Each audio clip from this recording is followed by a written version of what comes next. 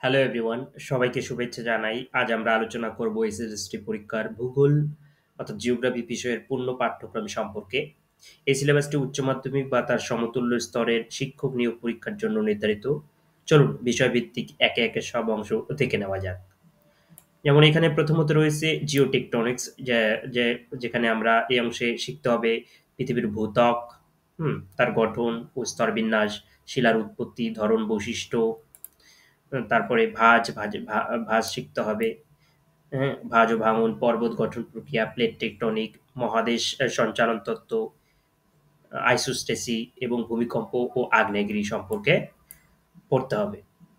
Second পার্টে রয়েছে আমাদের জিওমরফোলজি, যেটা আমরা ভূ আকৃতিবিদ্যা বলতে পারি। এখানে আমাদের লিথোলজি, ভূপৃষ্ঠ গঠন প্রক্রিয়া, আবহবিকার, মাস ওয়াস্টিং, নদী, হিমবাহ, বায়ু ও আমাদের ভূমিরূপ এবং ভূমিরূপ বিকাশের যে চক্রের বিষয় রয়েছে সে সম্পর্কে, সাইক্লিক অ্যান্ড নন সাইক্লিক বিষয় সম্পর্কে পড়তে হবে। জিওমরফিক হ্যাজার্ডসগুলো সম্পর্কে পড়তে হবে।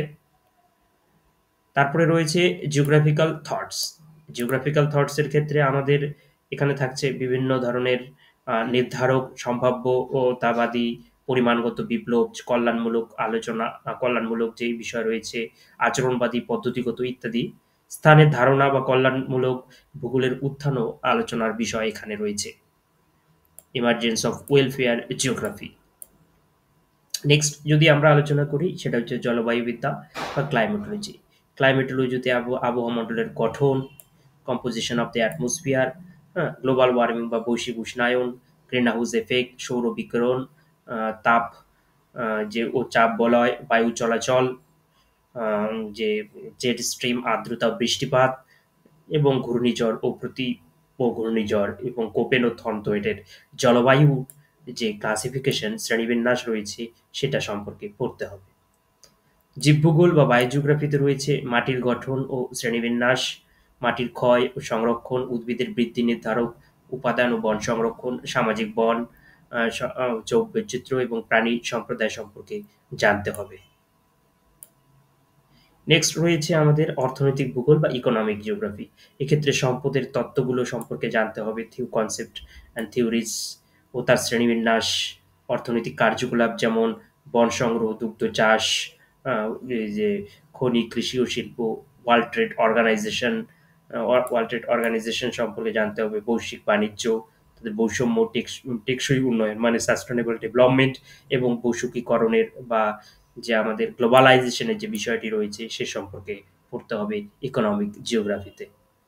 মানবীয় ভূগোলের ক্ষেত্রে যে বিষয়টি রয়েছে সেটা হলো যে এখানে জনসংখ্যা বৃদ্ধি, পপুলেশন গ্রোথ, বয়স, লিঙ্গ কাঠামো, কর্মসংস্থান, খাদ্য নিরাপত্তা, বেকারত্ব, লিঙ্গ যে সমস্যা, আহ, ও সামাজিক কল্যাণ বিষয়ক সম্পর্কে আলোচনা করতে হবে। দেন রিজিওনাল জিওগ্রাফি অফ ইন্ডিয়াতে রয়েছে মানে ভারতের আঞ্চলিক ভূগোল। এখানে ভারতের ভূপ্রকৃতি সম্পর্কে আমরা আলোচনা করব। ভারতের নদী, ভারতের climate, soil, forest resources, mineral resources, power resources, irrigation, সেচ, কৃষি, শিল্প, জনসংখ্যা, বাণিজ্য এবং বাণিজ্য যোগাযোগ ব্যবস্থা এবং ভারতের আঞ্চলিক বিভাগ সম্পর্কে আমরা এখানে পড়ব।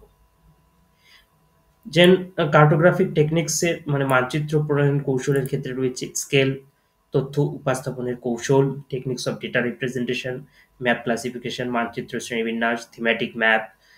দেন রয়েছে principles and methods of projection, মানচিত্র অঙ্কনের পদ্ধতি, survey, chain compass, dumpy level, theodolite, পরিসংখ্যান বিশ্লেষণ, স্যাটেলাইট চিত্র বিশ্লেষণ এবং জিআইএস ও রিমোট সেন্সিং এবং আমরা জিআইএস ও রিমোট সেন্সিং সম্পর্কে জ্ঞান রাখতে হবে।